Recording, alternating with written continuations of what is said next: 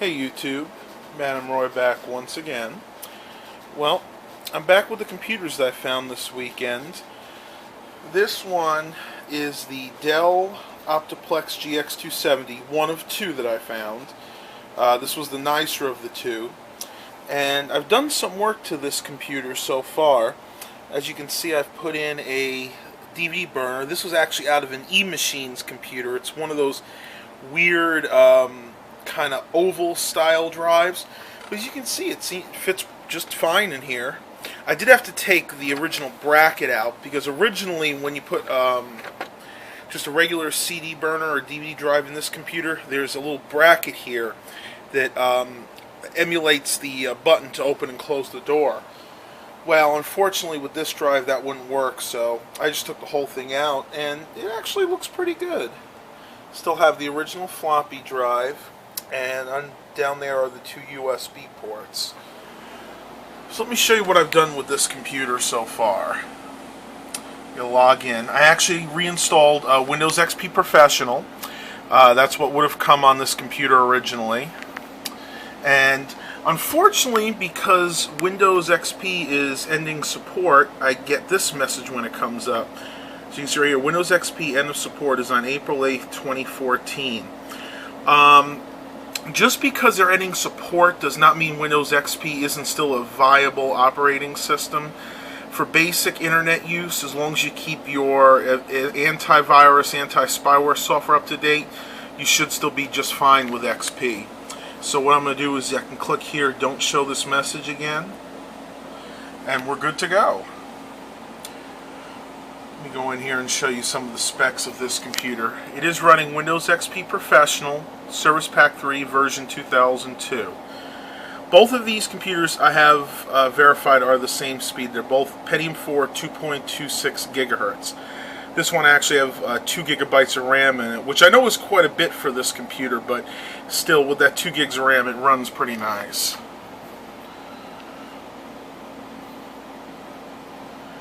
Going to my computer. I actually only have one hard drive in here. It's a 80 gigabyte. Of course, Windows only sees 74.4 gigabytes of that. It's 80 gigabyte Hitachi DeskStar drive, which ironically enough, when I took it out of this computer, because this is what was in the computer originally, right on top, written in a Sharpie marker, was "This hard drive is bad." Well, I never take people at their word because I've had that happen before, and yes, some of the drives are bad when they're marked bad, but I've run 4 or 5 different tests and this drive is perfectly healthy. DFT passed. I ran Eurosoft's hard drive test on it, and I don't know if you guys know this, but DFT is actually the Hitachi drive fitness test program, so that's the one you'd want to use to run a test on of course a Hitachi drive, and this drive is just plenty healthy. Now, oddly enough, and it's not always this way, but with this version of Windows XP, it sees my flash drive as another local disk or another hard drive. As you can see, that one is a 30 gigabyte.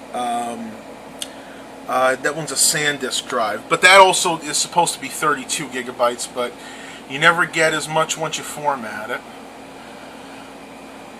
Alright, let's go ahead. I'll show you what graphics it has. It's got what you'd expect for GX270. It's got the Intel graphics, the 82865G.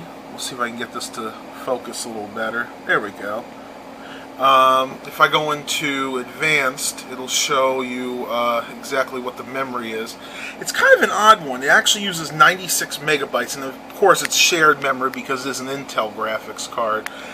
I remember a few of the other models did that too, had that 96 megabytes of RAM, including the I'm trying to think what it was, the Dimension 3000 series. You had that particular amount of memory used for the graphics. And I think the 4600's internal card actually used that amount. That 2400 that I haven't even really had a chance to boot it up, but I know that one uses a similar graphics chipset, but it's only 64 megabytes. That one might actually be the 4.5G. I'm not sure. I know that, I believe, or the 3.5, that's what the 2350 or the 2300 series used. And as for programs, basically the same thing I have on the other computer. You got Logic Disk Defrag, CC Cleaner, which is called Crap Cleaner, Deep Burner, Easy Cleaner, which is another excellent program. I actually want to show you that, guys, real quick. Unfortunately, you can't run this program anything higher than XP because it is an older program. It's made by Tony Arts. Now, once you open it up, you can see you have a lot of options here. Updates will actually bring you, see if you need any Microsoft updates. Options for this particular program. This tells you about the program and the help. But the ones I like come right here. You got clear cookies, so get rid of all the junk in your browser, all those downloaded files that supposedly speed up your computer, but they don't. They actually do the opposite. Clear your search history. I'm not sure what MRU is. I'll have to look that up. And clear files is the other one I use a lot. That's for clearing off like temp files on your computer. So that's not just online files. That's any temporary file that maybe a program when you installed it left in there. That'll clean all those out almost instantly. Next to that, we have a thing called Startup. This is really nice because if you go into there, these are all the programs that start up when the computer starts. I haven't actually done it on this one, but what you do is you find something you don't want to run when the computer starts. So I don't want Java to update automatically. I'd rather do that myself. So I just highlight that, then I click Delete. Then it asks me, do you sure you want to delete it? And I'll say yes. Now that program will no longer start up when the computer does. Now I'm going to do the same thing for Adobe Reader too. So you click Delete, and then yes. Now let me close out of here. The other one is the Registry Cleaner. I'm sure a lot of you guys are familiar with those. PC Tools puts one out. I think Norton has one too. This does basically the same thing. And the only other, the add remove programs, that's like add remove from your control panel. Duplicates is interesting. That'll let you remove duplicate files. Say you have two of the same programs or two of the same files installed. It'll find those. It'll let you delete them to save, basically free up some space.